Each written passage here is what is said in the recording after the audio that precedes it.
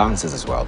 And also people asking questions on austerity measures. Is this a right time to actually be proposing the increment of salaries when we are trying to grapple with the cost of living as well? That all is tucked away in the finance bill.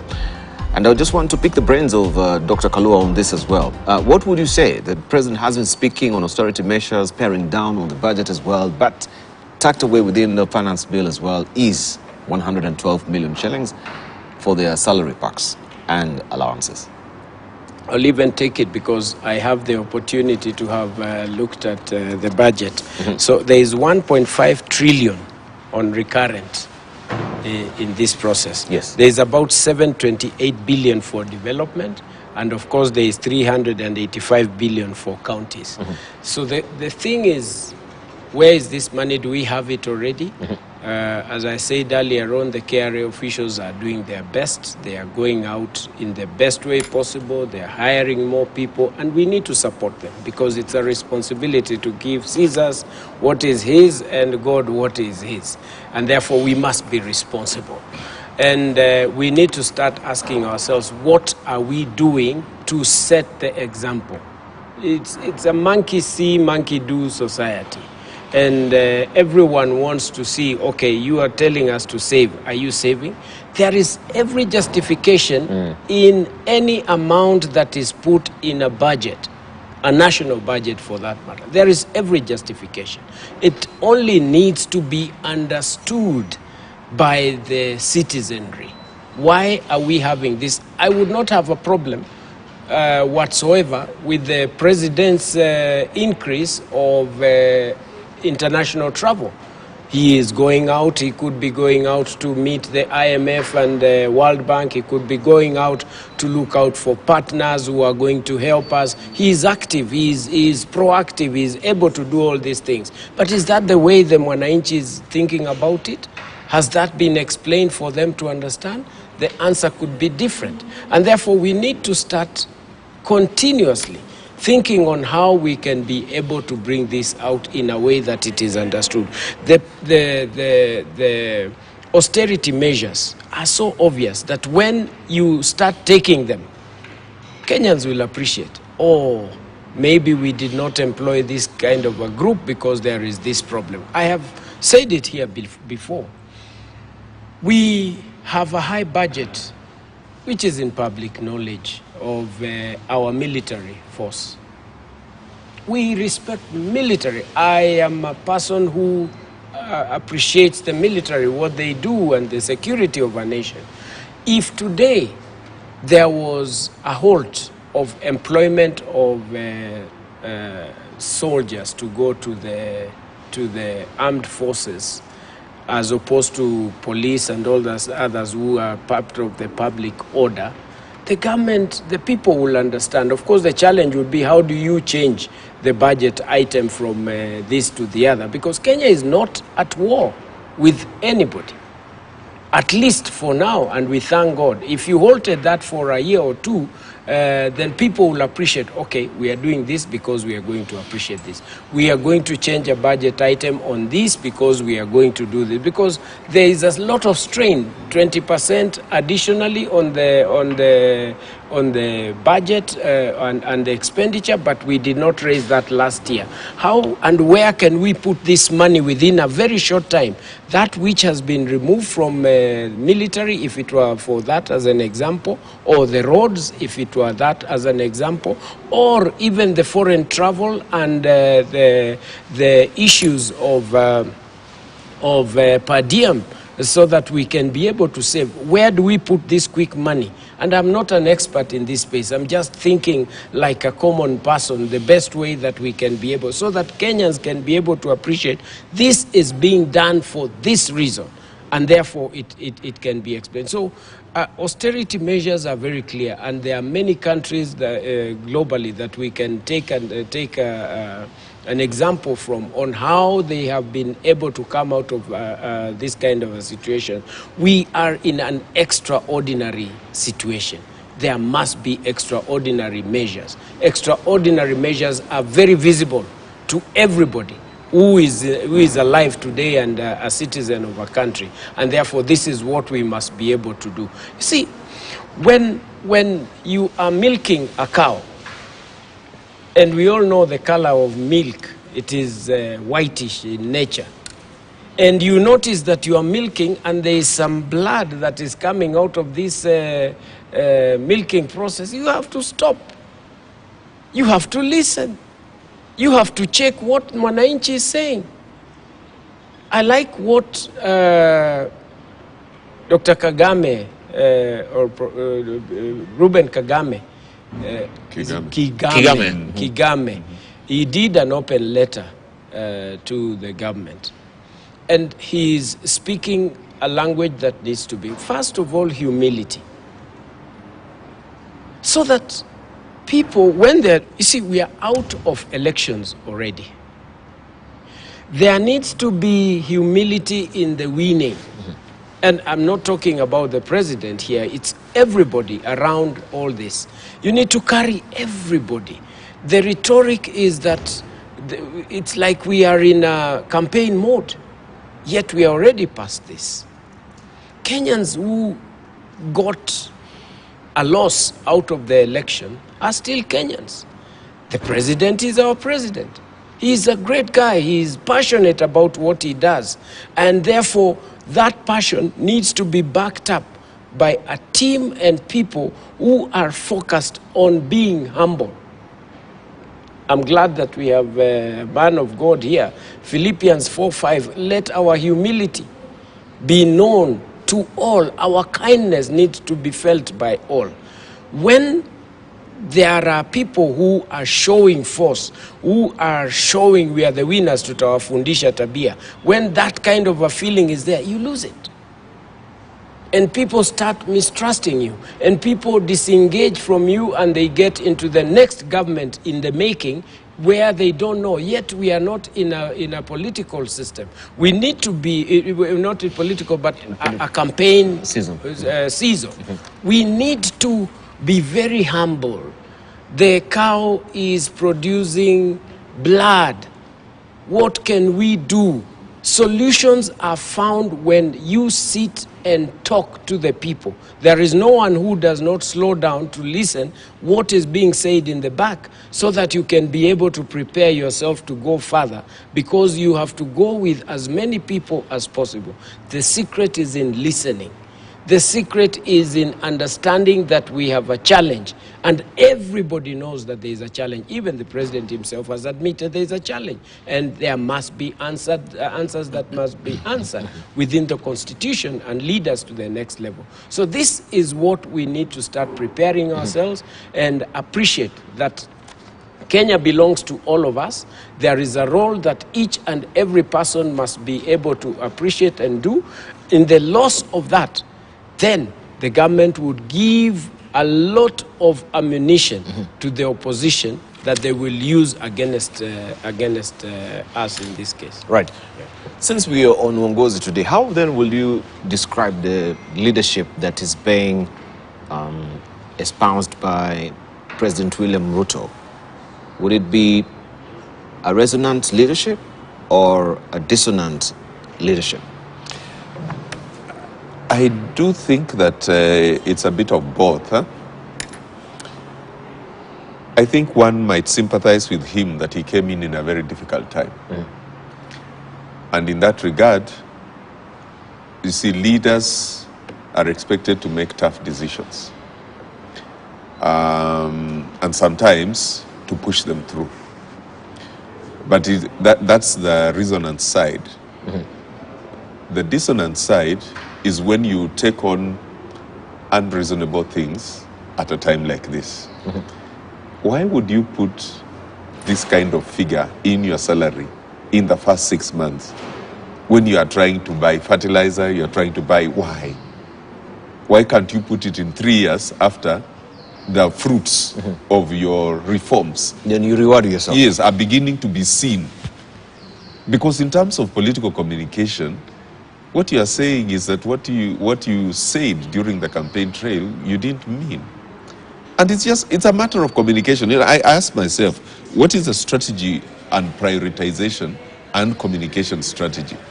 Because all these things are pressurizing the same Kenyan, why would it be an emergency for a person at this level of earning, including how many, 10 categories below them, why would it be a matter of urgency for them to increase their salaries? Yeah. When the people who are in industry and private sector and border are being forced to decrease the price of their charges because there's petrol, there's taxes, all these things are coming against them. I'll just say, I have always spoken, and on this very table, whenever MPs were to raise their salaries, whenever politicians were to raise their salaries, I've always seen it as a conflict of interest. But in this particular instance, it didn't have to come now. Yeah, there are much more urgent, pressing issues. If you remove all those salary increases that would include this one, you probably could save $1 billion or $2 billion to go towards something else that is more meaningful. Thank you. So we have the issue of when you're talking about listening, and you're talking about the president listening. There's an aspect of listening with the ear and listening with the heart. How is the president doing it? First of all, there are details that are not in the public. I am sure that he must be, for you to be at such a position and God to grant you such a favor, you must be a listening person. So what we are hearing and what we are saying, what we are judging upon as Kenyans, the majority of Kenyans, has taken a process of listening, advisories, and everything else that is concerned about all this. What, therefore, is required is to start thinking of who is being listened to. And is it an all-inclusive process? Yes. Are the views of majority of Kenyans, because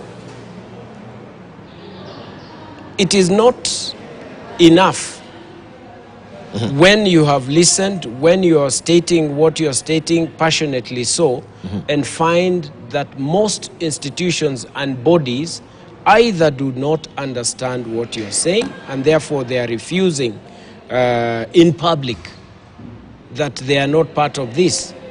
Or it could be a situation that is also a strategy, because we have a very, very powerful national intelligence service in this country. It could be also a situation that the president is deliberately setting up the agenda so that you can all discuss this. This is also a possibility, because we are in a very volatile situation. And how do you bring people together so that they can speak one language? You heard the president say yesterday, and I was happy to hear that the communication, the issues that are being talked about now in the country is no longer individuals, but issues of the economy. It's about the people at the grassroots. It's about building the nation in a way. Actually, it has never happened this much since independence, because we are coming from a time where you'll be fired during the 1 a.m. news. And we are coming from a place where there was no job security of tenure in service and all this. The Constitution takes care of all this. The process that we are talking about, and I wrote that in my last week's article about the housing and the importance of listening, because meaning very well, not opposing to it, but the Constitution says that the salary of the commission, the setup, the independent commissions, is secured, and just like the judges in our country. And therefore, even with all the good intentions, you do all that, and tomorrow somebody is in court objecting this, citing the Constitution, Article 258, and also looking at the other one, 160, on the judges and all that, and the whole thing comes down trembling, and you can't move. And therefore, these are the things that we need to expand the process so that the government is seen to be more listening and attractive to the people's ideas and all that, Otherwise, the opposite is also possible, that the president is setting an agenda for discussion, and you can't fault him because this country has got a very powerful NIS system. And therefore, that, I am sure, at the end of the day, how many times have we talked negative about President Uhuru Kenyatta in his first term, in his second term, together with the deputy president then, who is our very honorable president? How many times did we talk about bad things about the former president Moi and Kenyatta? But after they have left, you start thinking and say, enyewe hatukuwa tunajua, kumbe hii kitu ilikuwa mzuri hivi. Is it not this speed road that we have here, the expressway, that people were talking everything else? Look at how we are enjoying going over it. Is it not other things that we have blamed the presidency and all that? So at the end of the day, I say the intention is right. The delivery is an issue. People need to be whipped to do what they must be able to do, and we make sure that we succeed in the entire process. Right, so next week we have the resumption of Parliament, and already we can see there is a stalemate or a huge collapse and an indefinite suspension of the bipartisan talks. We have the opposition threatening to go back to the streets. Some of the salient issues that we are raising with Kenya Kwanza have not been addressed. The letters that we had the co-chair of the bipartisan talks, that is Dr. Otieno Amolo, were not really addressed by Kenya Kwanza, as it were. So we seem to have gone, full circle and back to where we began. As far as the protest is concerned, IBC's constitution also is concerned. There is a looming by-election that should be happening. Days are ticking off the calendar. Which way to go? I would see it as part of the entire art of political negotiation. Political negotiation at the level of a nation like ours is not something you walk into a room for 1 week and you accept.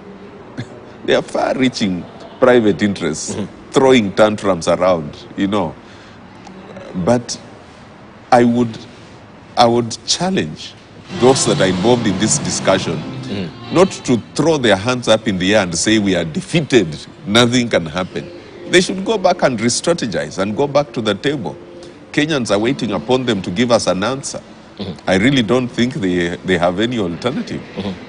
As far as the discussion goes, where we are today, the hardened positions include there is no compromise of Nusumkate government.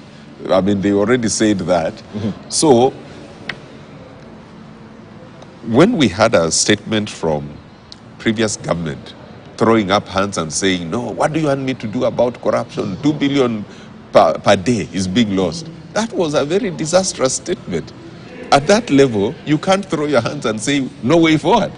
Kenyans are waiting for you. So you quit that room, go and sit in your camps, think, re-strategize, think about what you want to put on the table, come back to the table, because you cannot go down in history as people who could not find an answer for Kenya. That's a dubious distinction. Bring us an answer. Tell us which way forward. Or resign, get out of parliament, because we sent you there for a purpose. I mean, you think about it, Dibal. You come to us and you say, no, we can't work, we can't negotiate. How? Okay, you are going to go to the streets. When you go to the streets, who really is suffering when you go to the streets? Who really is suffering? It's the average Kenyan. Yeah. But of course, when it comes to the negotiating table, we play the card of the win-win solution. You bring your points, yes. You bring your suggestions, I mean, you bring your grievances to the table, and we agree on a happy medium on how we can actually solve that particular solution. The Republicans. But if you, on the other side, also you're not really rowing on some of the suggestions maybe that are being proffered, then you are bound to be in a stalemate. And so we cannot progress with these talks, as it were. Hence the mandamano. Because then he's saying the only language that can be understood is mandamano. But mandamano hurts more the people than it hurts those who are already in offices. If they are already in secure environments, it is those people who are being overtaxed who also you are now going to hurt because their business cannot continue. Companies like ours, you are getting to the point where you have to lay off people because you can't do business, So I'm just saying, look at the Republicans and the Democrats in the US. Much as they have such opposing views, you could almost call it hatred for each other, they have met this past week and agreed on something, a way forward.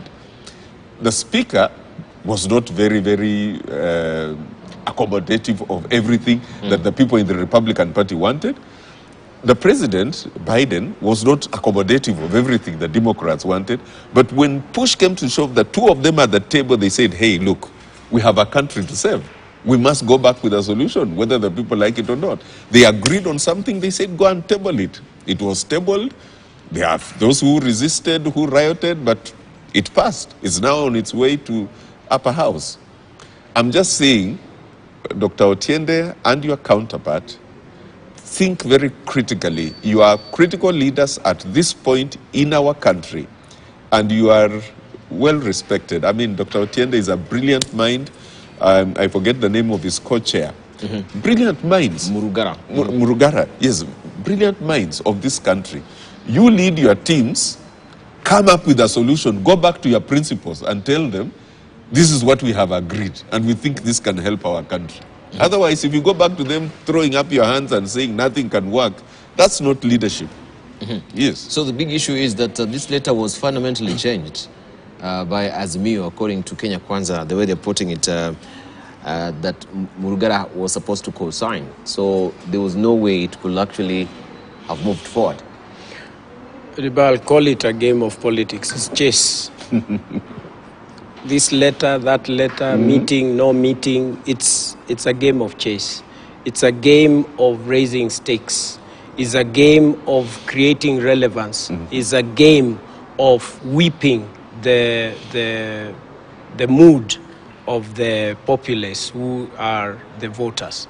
That is all that is happening. And everyone is doing what they need to do. On one side they are working, the other side must blame the other one that is not working so that they can be relevant in one way or another.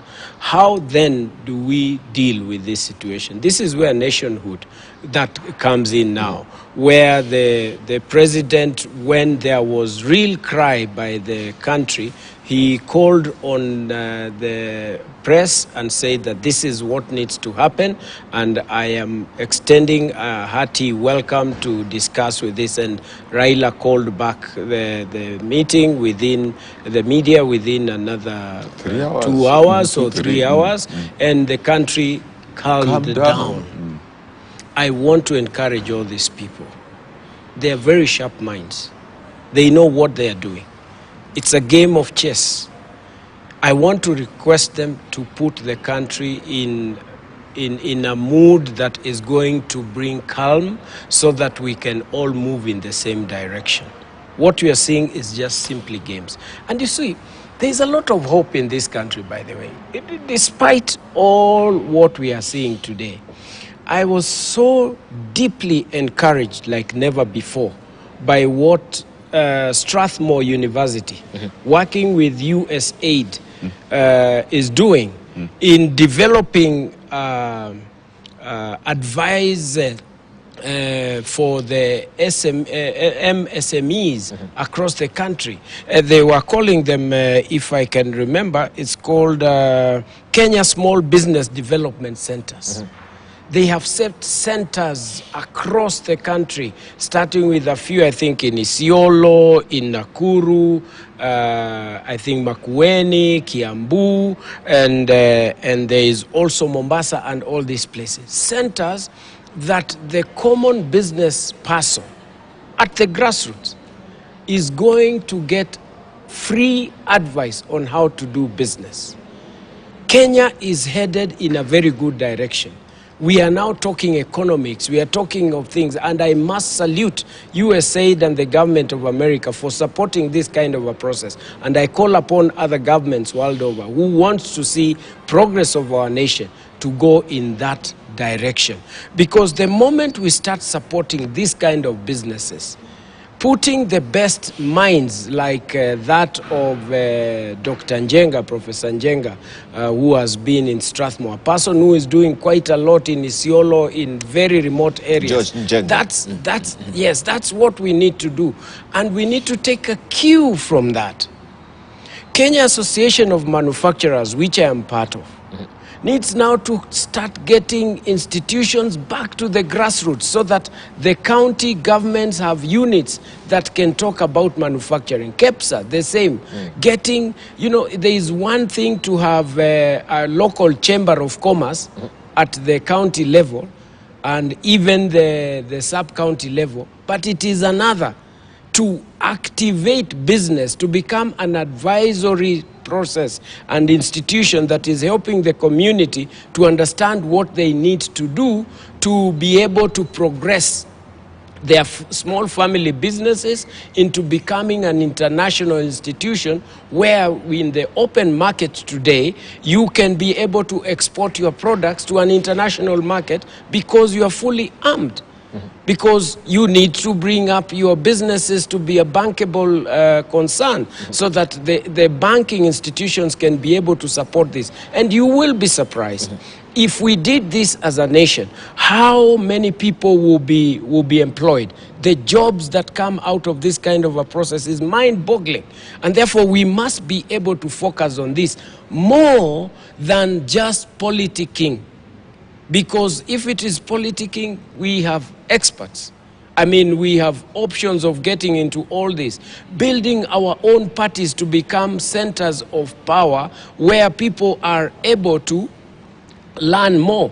In our institution, we are training people to become shadow cabinet ministers at their level. Young people. Ideas that you hear me speak here sometimes are just from very normal young Kenyans who are saying, party leader, can you take this up to this level? We think this can be able to be done. We listen to those people. And that is what we need to be able to bring and put on a pedestal that every Kenyan can be able to appreciate. And you'll find that with all this, you're talking about Big Brother watching. If that watching is what is going to help us to come out of the current theft of public resources, so be it. But then we need to go back and change the constitution because some of these things are constitutionally protected and we must be able to apply these things. So, as I said, public policy is not something easy, it's not a walk in the park. It's not just something that you think from your own private space and take it up and imagine that it's going to work. No, everyone wants to be part of it. There is what is called public participation, and everyone must be listened to, and those ideas be placed to and considered if they are going to help the nation in a good way or where they are going to go. So, I call upon Kenya, I call upon the opposition, I call upon everybody to take responsibility at their space so that we can get to the next level as a nation. So we have their plate full next week, and there is also the looming showdown regarding this finance bill 2023 and all the floor of the House. Kenyans will be keeping their eyes focused and fixated on Parliament. Yes. How do you think this particular sort of voting that will happen in-house is going to maybe divide the House or bring the House together, or even disappoint Kenyans who, most of them, and looking at some of the unions as well, they are not really happy with the finance bill as it is. And we saw this happening when we had the debate of the VAT, remember, when it was risen to 8%, and now also with the finance bill, that will be hiked to 16%. And people were eagerly looking for a sort of a relief and a respite coming from the House, but they were largely disappointed. Are we going to sort of have a nostalgic moment that we were in, I think, in 2017 with the VAT bill as well? In the context of what you just said, increasing taxes from 30 to 35% and then giving yourselves a salary increase of 112 million is causing us to pay tax for you. Indeed. Which is sad. But I'm just saying that I do not talk in terms of parliament differing. I talk of animated discussion. I mean, that's what parliament is for. It is where you bring your ideas. It's where you come and debate, where you put your things on the table.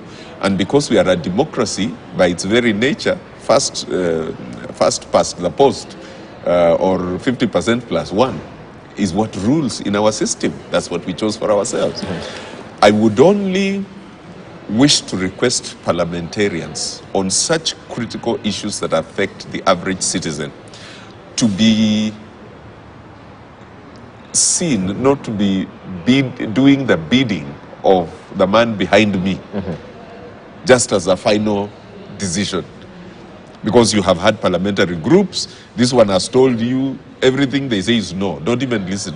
Everything they say is no. This one has told you everything they say is yes. It's a bit like, I have read for you this constitution, just pass it. You know, that kind of language. Any parliamentarian that is growing to be a democrat worth his salt must avoid that kind of relegation of an independent mind that can critique ideas, interpret what is good for Kenyans, and be able to come to the point where we say, look, it's not just a matter of being Azimio or Kenya Kwanza. Let's think of what can help the country. We cannot throw out the entire bill because it has a lot of good things in it. But quite frankly, this one and this one are not good. Let's propose this amendment. That's what I expect Parliament to do. They may differ today, tomorrow, but the fifth day, they should come and say, where is the compromise position? And then agree on something, go back to their principles and say, we negotiated, this is where we reached. I don't like the language of the tyranny of numbers when it comes to something like this. Because tyranny of numbers means, it doesn't matter what you say, we are going to pass it anyway. I really don't think that's a good language if you are looking for support. Even if you had power, give the people a chance to discuss. Let them feel they had an input.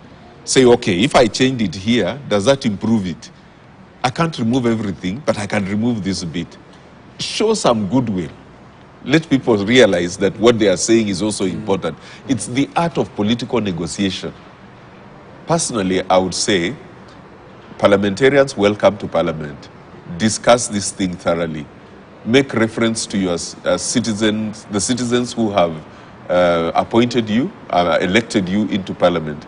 See what is favorable and what is not favorable. Discuss in terms of what is priority for now and what is not priority. I mean, by not priority, I mean that can come in the next budget. Once you have discussed all these things, you can go back to your principles and say, you gave us a task. It's not been easy. We have really wrestled. But we all agreed that if we shift it here, it will bring peace and it will allow you to rule well, it will allow the opposition to think positively. Go back to them with some ideas. These politicians they don't have a monopoly of knowledge. Sometimes they are stuck in a conundrum. They are waiting for a single idea that may actually help them out. I may be here talking, he's here talking. We have not pretended we are the experts of budgeting or economics. We haven't, but we are just expressing what the citizens on the ground are feeling. But you may say something, just a sentence, maybe even a word, that may cause somebody to think, here, I think I need to go and change this. Indeed. So I would not view it in terms of there's going to be warfare in Parliament. I would view it in terms of animated debate. Parliamentarians doing what we have elected them and paid them to do. What they should not do as leaders is to come out of there empty-handed. And even talking about tyranny of numbers, I wanted to ask you, Dr. Kalua, because yes, even if the tyranny of numbers will prevail at the end of the day and we have this bill being passed, do you think that will be a moment for the president himself also to sort of salvage and save face with this particular bill that he will not really assent it to because he has issues also with some of the sentiments that we have within this particular bill, and he will send it back to Parliament for debate again? You know, Do you foresee such a scenario? what I foresee is this. First of all, there is no way that the Kenya Kwanza government is going to implement its policies, its manifesto, without a tool that has been passed through the parliament in form of a budget. When you hear Kenyans speak right now, it's probably because they already know that the budget will be passed as it is, but not without having said what they needed to say. On the other side, the government and the president is very keen, extremely keen, and rightfully so, to get it passed so that the end justifies the means. That, guys, when you are making noise, or when you thought that I did not discuss this thing with you, what I wanted is this. So that this listening, because listening is a process. Right now, he is listening. The government is listening. Don't be cheated. I mean, he even said it, that everyone is thinking. Everyone is working towards this. And therefore, because without a budget being passed, there is nothing he can do. And therefore, the reason to whip his team, the entire membership, and that is why numbers make sense at that level. Otherwise, it will be a totally disintegrated system and society, because the focus must be the budget to pass. And it may pass because of the numbers. This is the reality. And therefore, what is being said now is what now will be considered as we move on, so that priority starts becoming on matters of agriculture, where every Kenyan is engaged and they can see what they are supposed to be doing. It's a process, and therefore we must be able to understand the tyranny of numbers plays, and that is why it is politics. That is why there are political parties. That is why there is a majority party and a minority party and other parties. That is why all these situations, that does not make any party small, is because of the tyranny of numbers and what got into. And that's why even partnerships are made even before you agree on an agenda, as opposed to the other way around, that this party stands for this, come in and join in. And therefore, it's a situation that it's a wait and see.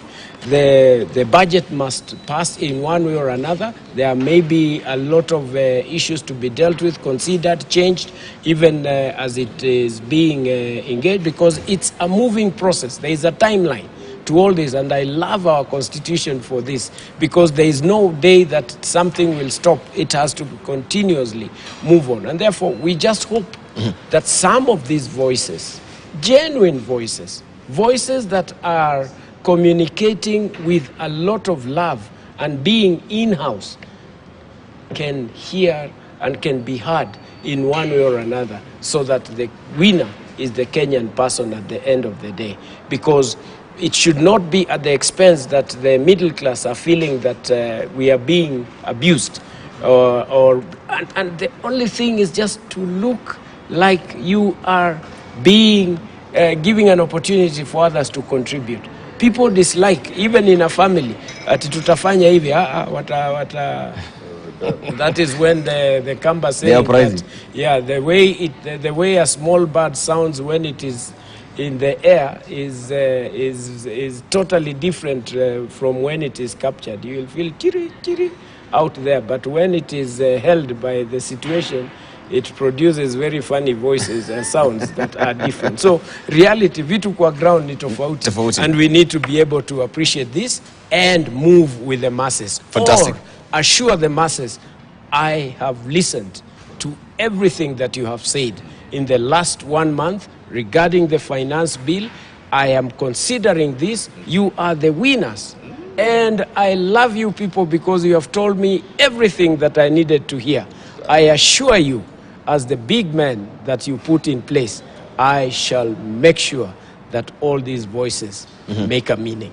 That changes everything else. Indeed. Yeah. And so we have these two confluence of factors merging together right now, where there is you, the leaders. We're talking about the CEOs of organizations, where the CBK has come up with this report. Yeah, the that is the survey that is expressing or indicating the sentiments of CEOs. They are stressed and they have jitters with the finance bill as it is right now.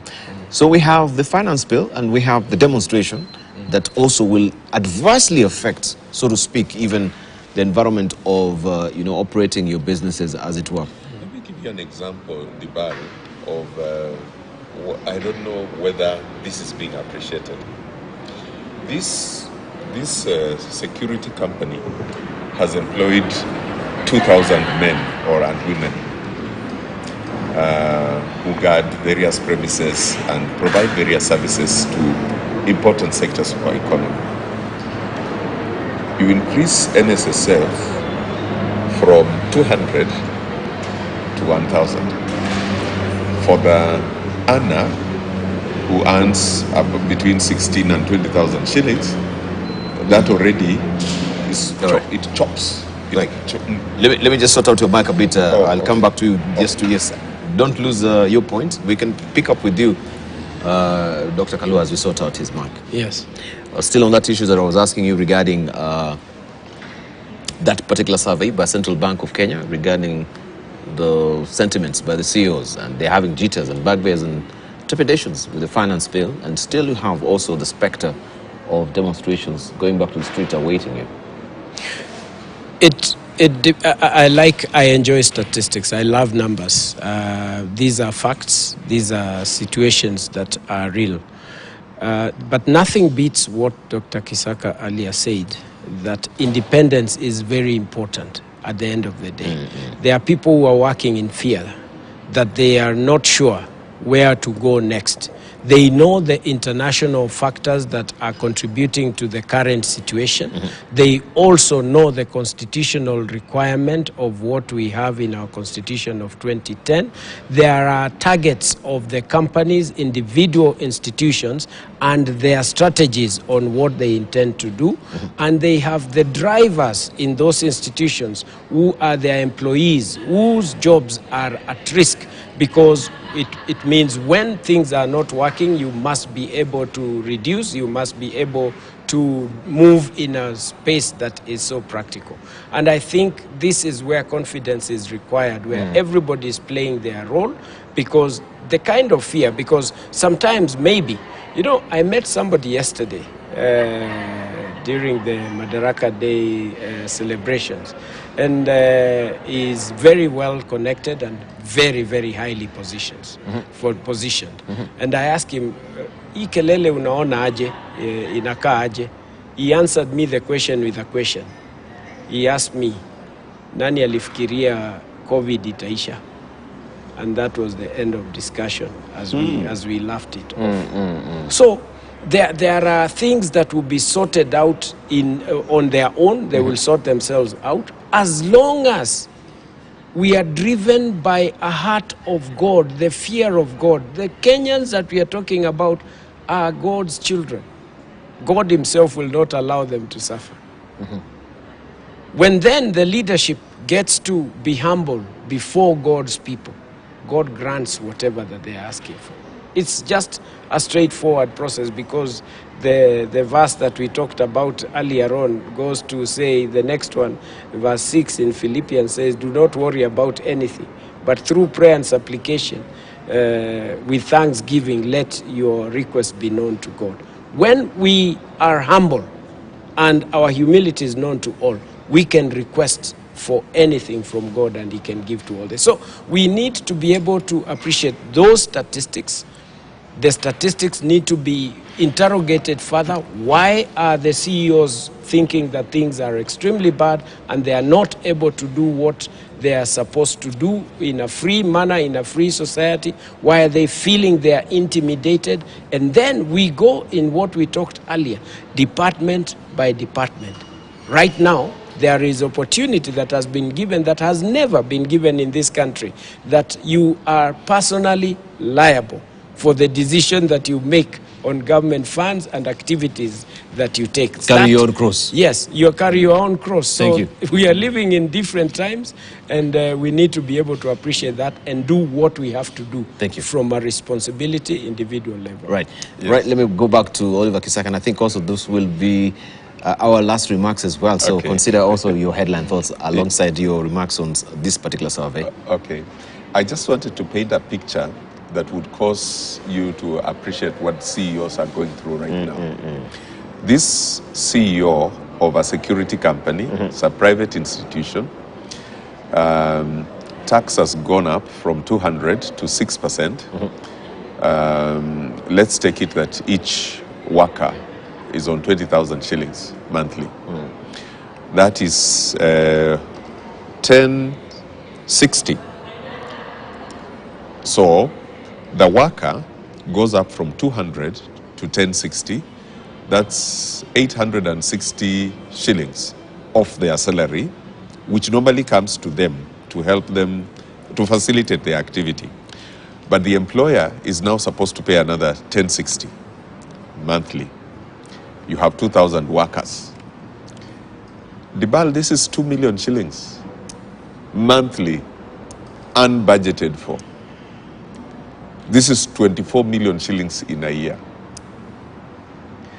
This guy is on a lot of heat because that basically has wiped out whatever would remain in terms of profits in the course of the year.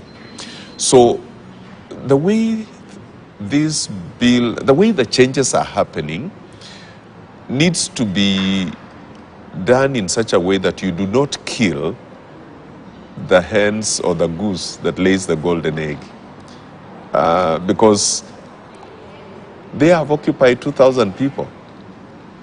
There are other companies which have occupied similar amounts of people, provided employment.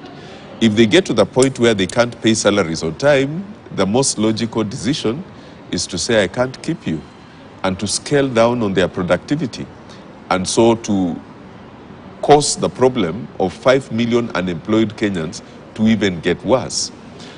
I think there's a sense in which really there needs to be some very serious discussions. And I think CEOs are a very serious stakeholder that should be engaged specifically by the entire process. Thank you. All right, Dr. Kalua, your closing remarks, briefly. Food basket is the driver of inflation in a country, and we are feeling it the same. There are quick solutions that can be handed into the country and solutions. We are currently importing everything, almost everything. And the drive for manufacturing and localization and empowering the county units to be able to do things in an extraordinary manner, including the economic zones, is what we must focus. And I like the drive and passion that is being driven towards this direction. Let us all support. Kenya is belonging or belongs to all of us. There is no situation that one can cry that Kenya Kwanza fails and then they can take over. No. We are past elections. We must be able to focus on what Mwananchi is talking about. Mwananchi has been speaking. Let that language be picked up and let the answers start flowing. There is time, a lot of time, good time, that the government can be able to reassure people towards a common direction and passion that is similar towards and as placed on the document, the plan that is with Kenya Kwanza system. So let us all do what we have to do. Let the opposition do what they must do, and all together appreciate that we are all standing in different directions. Let us give an opportunity. Let the officers that have been placed with the responsibility, some of the things that we are blaming the president and even CSS, it's not their thing. Thank you. It is at the individual level and one not taking responsibility for common good. Thank you. God bless our Kenya. Thank you. Thank you. Dr. Kitaka. Yeah, there's something I had wished to say, which I forgot. Briefly, because Yeah, we're just running up. briefly. The positive side, and in support of what Dr. Kalua has said, I like it very much when the president talks about manufacturing. If doors, hinges, if each of these items can become production lines, I think to me that would be a step forward. Where we are, it's coming in a bit of a tough situation, but I think the product of it would be such that we don't have to import things like this from China, Thank you. wherever. So let's see how we can agree together, move forward. Thank you. All is a treat having you on Friday. I think I've loved the contribution today, very massive. Dr. Oliver Kisaka, the CEO of Corporate Africa. Also, we want to thank you, Dr. Isaac Green Kalua, the party leader, GTAP, Green Thinking Action Party. And in absentia, I want to thank also Dr. Martin Olo, who is an advocate and also head of Department Public Law, Daystar University. Thank you for your valued company, guys. I really appreciate it. And thank you for your valued company as well. Let's meet on Monday on Standpoint here on Morning Prime. Have a lovely weekend. My name is Debala Nair. Up next, we have the News Diary. Wait.